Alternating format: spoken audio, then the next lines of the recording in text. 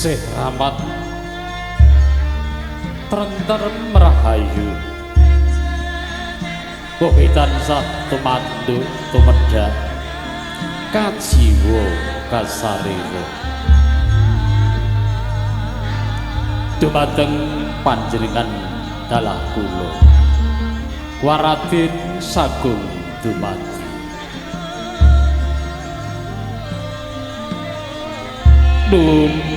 nuwun kula nuwun konjuk ngarsanipun para pepundhut sesepuh pinisepuh ingkang hagung mastuti dumateng pepuyaning kautamen ingkang pantes pinundhing para pangembating praja satriyaning negara Bapak Kepala Desa lembaga sak berangkatipun ingkang bagya mulya para sarjana para sujana sujananing budi ingkang wenang hanapi waktuning kasutapan ingkang maha bektir budi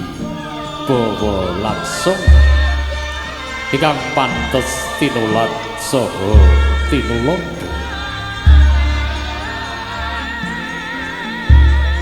wonten urut-urut ring tata adicara ingkang sampun karacak karacik dening kulawarga njenenggih sepisan pambuka Bapak adicara ingkang angka kalih kumandhanging kalam ilahi dungap laksitaning adicara ingkang angka 3 serang tinampen calon sirat mojo pinanganten kagung wekdal laksitaning adicara ingkang angka 51 niki atur pambagya wilujeng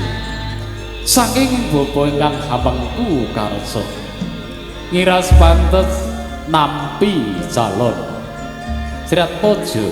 pinanganten kagung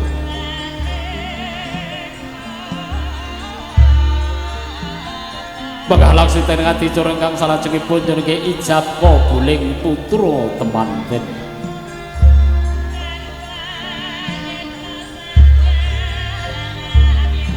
paripurna ijab kabul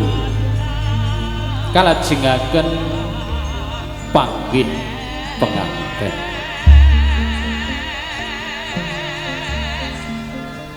kangge miyak sepiring swasana pawiwahan pakaryan ing enjang punika samangke panjenengan badhe aturan panglipuring wardaya ingkang awujud seni musik campur sari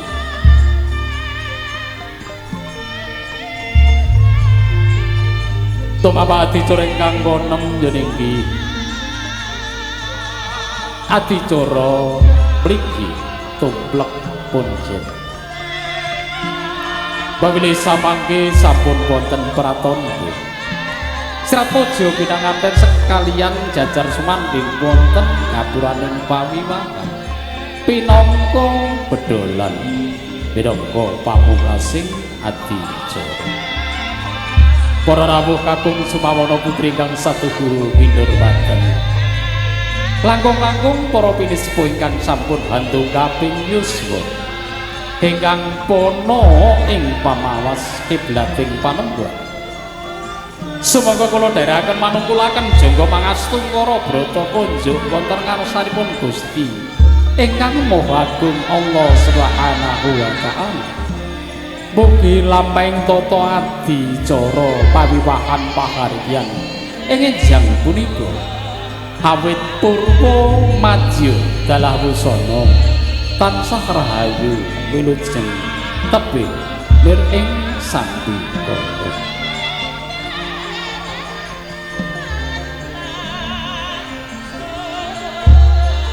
sagunging para lenggah kakung sumawana putri kang satuhu kinurmatan menggah laksitaning adicara ingkang sepisan niki pambuka kalian maos bismillahirrahmanirrahim kanthi nyebut asmanipun Gusti Allah ingkang moga tresna welas lan asih pawiwahan pahargyan ing enjang punika sampun tinar buka.